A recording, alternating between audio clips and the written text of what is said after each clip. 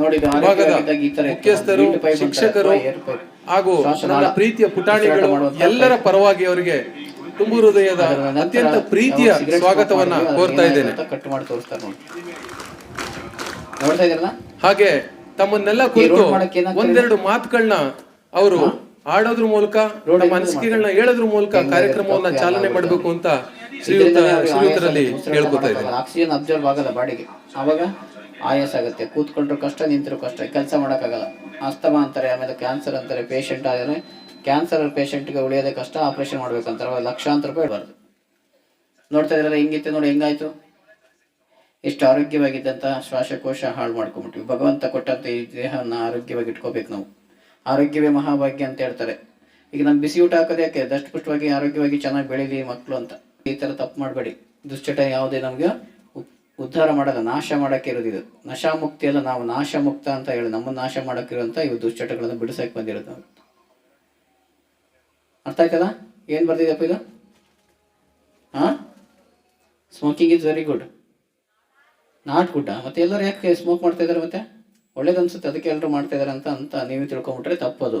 ಇವತ್ತು ಅದಕ್ಕೆ ತಿಳಿಸ್ತಾ ಇರೋದು, ಜೀವನದಲ್ಲಿ ಈ ರೀತಿ ಯಾವುದೇ ದುಶ್ಚಟಕ್ಕೆ ಬಲಿಯಾಗಬಾರ್ದು. ನಮಗೆ ಇನ್ನೊಂದು ಗೊತ್ತಿರೋಂಥದ್ದು, ಇದು ಒಂದು ಈಗ ಸ್ಮೋಕಿಂಗ್ ಮಾಡಿಲ್ಲ ಸರ್ ನಮಗೆ ಬಂತು ಅಂದರೆ ಯಾರಿಂದ ಹೊಗೆ ಕುಡಿದ್ರೆ ನಮಗೂ ತೊಂದರೆ ಆಗುತ್ತೆ.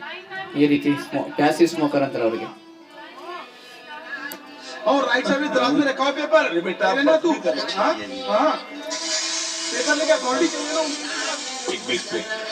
जीता वाला उत्तर तो कर यार, हटो।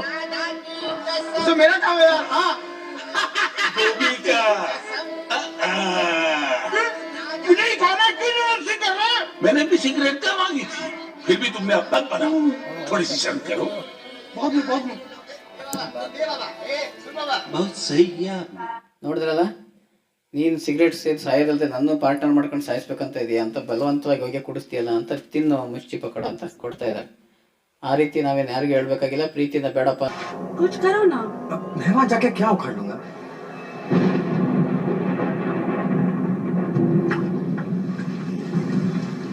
कैसी जाने बूंदे आए, जाने कैसा दर्द लाए, सामने क्या है ये तेरे, क्यों रुका है तू बता दे.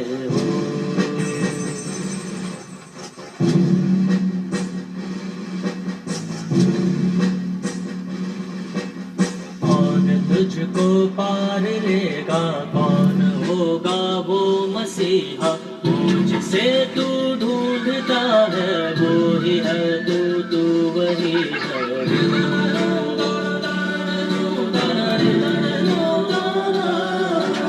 तुझ में तेरा रास्ता है, तुझ में तेरा है सहारा, तू ही तुझको पार लेगा, तू ही है तेरा किनारा.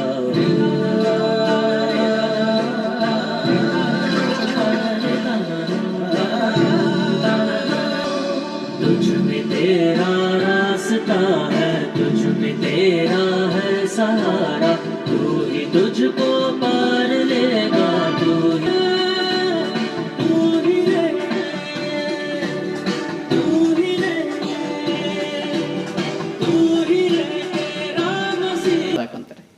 ಹಾಗೆ ನಮ್ಮ ಊರುಗಳಲ್ಲಿ ಮಾತಾಡ್ತಿರ್ತಾರೆ.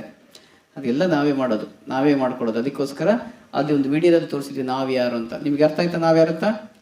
ನಿಮ್ಗೆ ಕೆಟ್ಟ ಚಟಗಳ ಬಗ್ಗೆ ಜಾಸ್ತಿ ಮಾತಾಡೋದು ಬೇಡಲ್ಲಪ್ಪ, ಗೊತ್ತಾಗುತ್ತಲ್ಲ.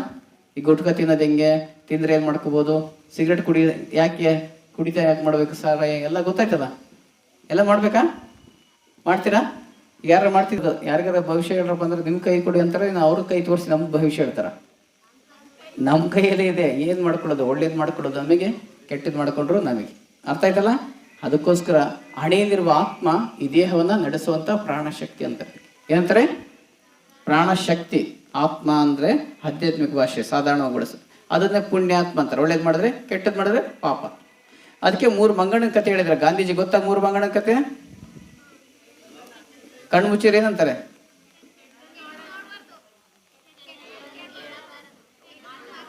ಜೋರಾಗಿ ಹೇಳಿ.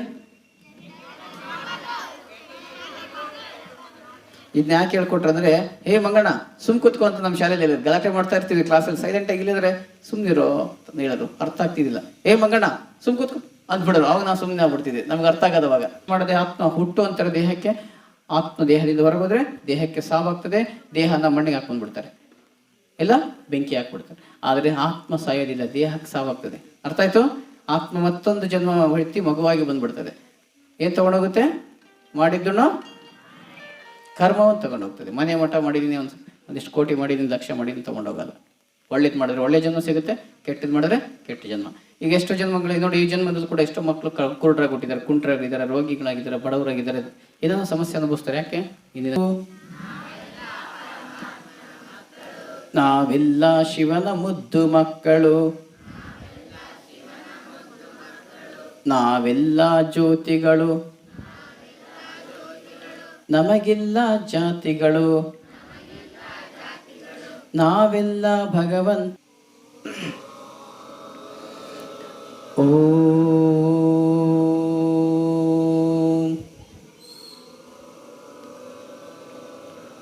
ಓಂ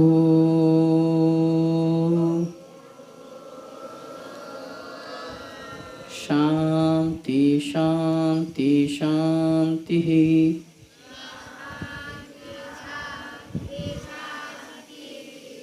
ಈಗ ಯಾರು ಮಾತಾಡಬೇಡಿ, ನಾನು ಹೇಳೋದು ಮಾತ್ರ ಕೇಳಿಸ್ಕೊತ ನೀವು ಅನುಭವ ಮಾಡಿ. ನಾನೊಂದು ಚೈತನ್ಯ ಶಕ್ತಿ, ಅವಿನಾಶಿ ಆತ್ಮನಾಗಿದ್ದೇನೆ. ಹಣೆಯ ಮಧ್ಯಭಾಗದಲ್ಲಿ ಹೊಳೆಯುವಂತಹ ದಿವ್ಯ ನಕ್ಷತ್ರ, ರಿಯಲ್ ಡೈಮಂಡ್. ಈ ಕಣ್ಣುಗಳಿಂದ ನೋಡುವ ಶಕ್ತಿ, ಕಿವಿಗಳಿಂದ ಕೇಳಿಸಿಕೊಳ್ಳುವ ಶಕ್ತಿ, ಬಾಯಿಯಿಂದ ಮಾತನಾಡುವ ಶಕ್ತಿ, ಕೈ ಕಾಲುಗಳಿಂದ ಕರ್ಮ ಮಾಡುವ ಶಕ್ತಿ, ಈ ಶರೀರವನ್ನೇ ನಿಯಂತ್ರಣ ಮಾಡುವ ಸಂಪೂರ್ಣ ಚಾಲಕ ಶಕ್ತಿ ಆತ್ಮನಾಗಿದ್ದೇನೆ. ನಾನು ಈ ಕಣ್ಣುಗಳಿಂದ ಸದಾ ಒಳ್ಳೆಯದನ್ನೇ ನೋಡಲಿಕ್ಕೆ ಬಯಸ್ತೇನೆ, ಕಿವಿಗಳಿಂದ ಒಳ್ಳೆಯದನ್ನೇ ಕೇಳಿಸ್ಕೊತೀನಿ, ಬಾಯಿಯಿಂದ ಒಳ್ಳೆಯ ಮಾತನಾಡ್ತೇನೆ, ಕೈ ಕಾಲುಗಳನ್ನು ಒಳ್ಳೆಯ ಕರ್ಮಕ್ಕೆ ಬಳಸ್ಕೊತೀನಿ. ಅಭಿಯಾನ. ಇಂದು ನಾವು ದೇಶದ ಸಮಸ್ಯೆಯನ್ನು ಸ್ವೀಕರಿಸುತ್ತಾ ಒಗ್ಗಟ್ಟಾಗಿ ನಶಾಮುಕ್ತ ಭಾರತ ಅಭಿಯಾನದ ಪ್ರತಿಜ್ಞೆಯನ್ನು ಓದುತ್ತಿದ್ದೇವೆ. ನಾನು ಸ್ವಯಂ ಅಲ್ಲದೆ ಸಮುದಾಯ, ಪರಿವಾರ, ನಮ್ಮ ಪ್ರದೇಶ, ನಮ್ಮ ರಾಜ್ಯ, ನಮ್ಮ ದೇಶವನ್ನು ನಶಾಮುಕ್ತ ದೇಶವನ್ನಾಗಿ ಮಾಡಲು. ಇಷ್ಟೊತ್ತು ನಮ್ಮ ಶಾಲೆಯ ಆವರಣದಲ್ಲಿ ಪ್ರಜಾಪಿತ ಬ್ರಹ್ಮಕುಮಾರಿ ಈಶ್ವರೀಯ ವಿಶ್ವವಿದ್ಯಾಲಯ ಇವರ ವತಿಯಿಂದ ನಶಾಮುಕ್ತ ಭಾರತ ಕಾರ್ಯಕ್ರಮವನ್ನು ತುಂಬ ಸೊಗಸಾಗಿ ಭಾಳ ಅದ್ಭುತವಾದ ವಿಡಿಯೋಗಳನ್ನ ನಮ್ಮ ಈ ಆವರಣದಲ್ಲಿ ನಮ್ಮೆಲ್ಲರ ಮನ ಮುಟ್ಟುವಂತೆ ಪ್ರಸಾರವನ್ನು ಮಾಡಿದ್ದಾರೆ. ಅದರ ಜೊತೆಗೆ ಮಕ್ಕಳು ಕೇಳಿಸ್ಕೊಳ್ಳಿ, ಈ ಕಡೆ 5 ನಿಮಿಷ ಈ ಕಾರ್ಯಕ್ರಮದ ಕುರಿತಾಗಿ ಮಕ್ಕಳು ಯಾರಾದರೂ ತಮ್ಮ ಅನಿಸಿಕೆಗಳನ್ನ ಹೇಳಿ ಸಿದ್ಧರಾಗಿ. ಅಷ್ಟೊತ್ತುವರೆಗೆ ನಾನೊಂದು 2 ನಿಮಿಷದಲ್ಲಿ ಮಾತು ಮುಗಿಸ್ತೀನಿ. ನಾವು ನಮ್ಮ ಮೇಲೆ ಭಯ ಇಟ್ಕೋಬೇಕು, ಭಗವಂತನ ಮೇಲೆ ಅಲ್ಲ. ಯಾಕೆ ಅಂದರೆ ಪಾಪ ಪುಣ್ಯಗಳನ್ನು ಮಾಡೋದು ನಾವೇ. ಹಾಗಾಗಿ ನಮ್ಮ ಮೇಲೆ ನಮಗೆ ಭಯ ಇದ್ದರೆ ಭಗವಂತನ ನಾವು ಉಕ್ತಿ ಮಧುಬನದಲ್ಲಿ ಇವರ ಆಶ್ರಮದಲ್ಲಿ ಬೋಧಿಸುವಂಥ ಒಂದು, ನಾವು ಏನು ಈ ದಿನ ಸಂತೋಷವಾಗಿರೋದಕ್ಕೂ ದುಃಖವಾಗಿರೋದಕ್ಕೂ ನಮ್ಮ ಪಾಪ ಪುಣ್ಯಗಳ ಮರು ಕರ್ಮದ ಪ್ರತಿಫಲವೇ ಆಗಿದೆ ಅನ್ನೋದು ಕೂಡ ಇವರ ಈ ತತ್ವ ಬೋಧನೆಯಲ್ಲಿ ಅದು ಒಂದಾಗಿದೆ. ನಿಜವಾಗ್ಲೂ ನನ್ನ ವೈಯಕ್ತಿಕವಾಗಿ ಹೇಳಬೇಕಂದ್ರೆ, ನಾನು 8ನೇ ತರಗತಿಯಲ್ಲಿದ್ದಾಗ ಕೆಳಗಡೆ VC ಕಾಲೋನಿಯಲ್ಲಿ ಇವರ ಆಧ್ಯಾತ್ಮಿಕ ಕೇಂದ್ರ, ಇದೇ ಸಲಹಾ ಕೇಂದ್ರ ಅಲ್ಲಿ ತೆರೆದಿದ್ರು. ಅಲ್ಲೂ ಕೂಡ ನಾವು ನಮ್ಮ ಸ್ನೇಹಿತರೊಟ್ಟಿಗೆ ಒಂದು ಸಲ ಭೇಟಿ ಮಾಡಿದ್ವಿ. 1-2 ಕ್ಲಾಸ್ಗಳನ್ನ ಅಲ್ಲಿ ಕೇಳಿಸ್ಕೊಂಡಿದ್ವಿ. ಆಧ್ಯಾತ್ಮಿಕ ವಿಚಾರಗಳನ್ನ ಅಲ್ಲಿ ಸಾಕಷ್ಟು ಹೇಳ್ತಾರೆ. ಹಾಗೆ ಈಗ ಪ್ರಸ್ತುತ ಇಲ್ಲಿ ಶಾಂತಿನಗರದಲ್ಲಿ ಸ್ವಲ್ಪ ಇಲ್ಲಿಂದ ಮುಂದೆ ಹೋದರೆ ಸಿಗುತ್ತೆ, ಅಲ್ಲೂ ಕೂಡ ನಾನು ಕೆಲವು ಕಾರ್ಯಕ್ರಮಗಳಿಗೆ ಭಾಗವಹಿಸಿದ್ದೀನಿ. ನಿಜವಾಗಿ ನಮ್ಮ ಜಗತ್ತಿನೆಲ್ಲೆಡೆ ತುಂಬ ಆಧ್ಯಾತ್ಮಿಕ ಕಾರ್ಯಕ್ರಮಗಳನ್ನ, ಜನರನ್ನು ಒತ್ತಡ ಮುಕ್ತರಾಗಿ ಅವರ ಮಾನಸಿಕ ಆರೋಗ್ಯವನ್ನು ಕಾಪಾಡೋದಕ್ಕೆ ಶ್ರಮಿಸ್ತಾ ಇರುವಂಥ ಏಕೈಕ ಸಂಸ್ಥೆ ಅಂದರೆ ಬ್ರಹ್ಮಕುಮಾರಿ ಪ್ರಜಾಪಿತ ಈಶ್ವರೀಯ ವಿಶ್ವವಿದ್ಯಾಲಯ ಅಂದರೆ ತಪ್ಪಾಗಲ್ಲ.